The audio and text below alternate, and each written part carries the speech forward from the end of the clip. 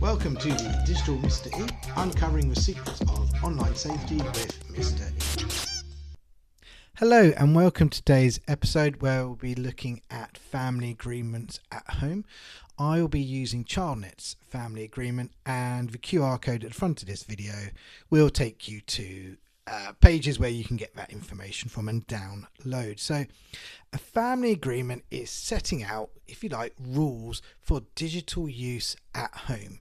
This agreement applies to everyone in the house, including you parents. This is the tricky bit.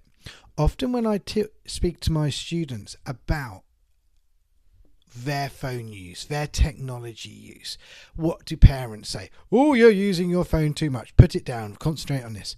And yet their biggest thing is, well, my mum and dad do it all the time. They might be sat at the meal table using their phone. They're watching TV whilst on their phone.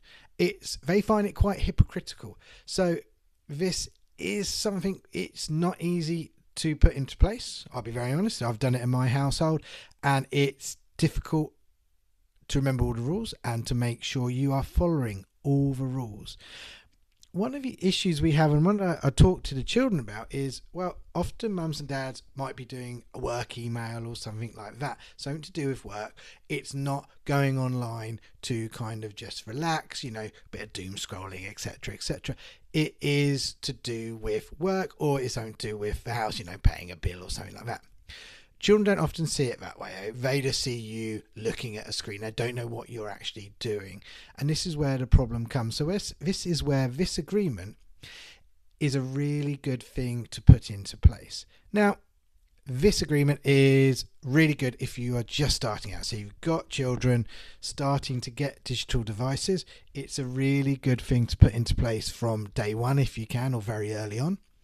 It's harder to put in place if you've already got teenagers and they're going to rebel against it, I'll be very honest with you, but stick with it. So what is the agreement? Well, it's done collaboratively, that's a hard word, collaboratively, with everyone in your family, and it sets out promises and rules for your digital use. Why are we doing it? Well, we're trying to promote positive behaviour, set boundaries, set responsibilities, and to kind of foster that communication within the family around digital technology. It does, as I've said, involve everyone. So how do we go about it? Well, first of all, bring up the agreement, and I would print it off online. The actual agreement PDF online is A3 for a reason, so it's nice and big to write out. So gather everyone round the table, sit down, let everyone know what you're doing, making sure everyone gets a voice, everyone gets a say-so. So you get started by saying, well, what do you enjoy doing online? What apps do you use? What devices do you do? And make a separate list of the devices you use and the children use, what games you might go on, what websites you might visit.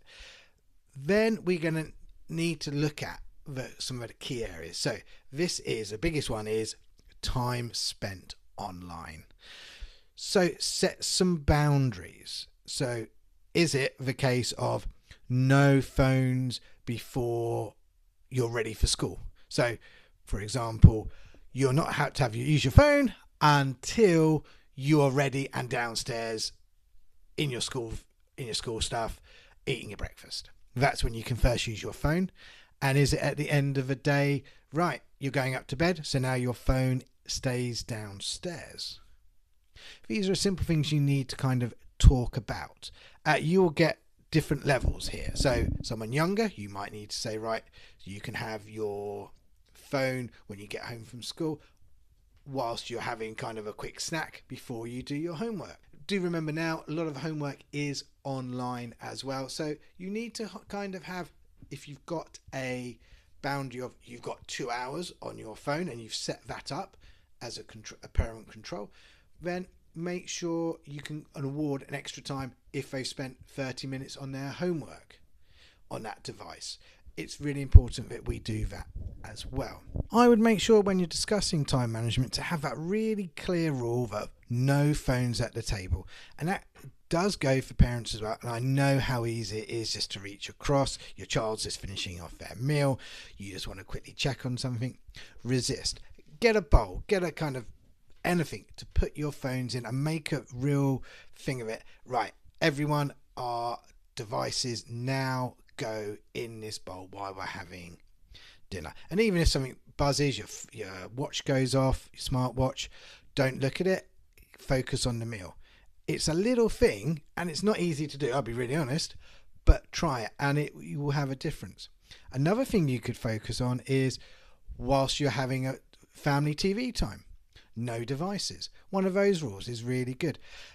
By putting these in place, the children are seeing you doing it as well, and that will make it seem fairer for them. Okay. Now, you might take your phone upstairs. You're an adult. That's allowed. But I would really, if you can, have that rule of no, especially no phones upstairs. Do remember, a lot of things you can do on phones, like WhatsApps, etc., you can do on a laptop or tablet as well. So don't just think all their phones downstairs. They've got multiple devices. So do make sure your parent settings are set up on those multiple devices. Do listen to an earlier podcast about that.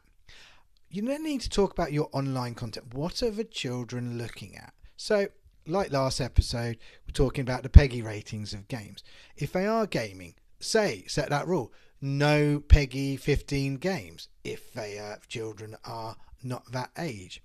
Make that very clear rule.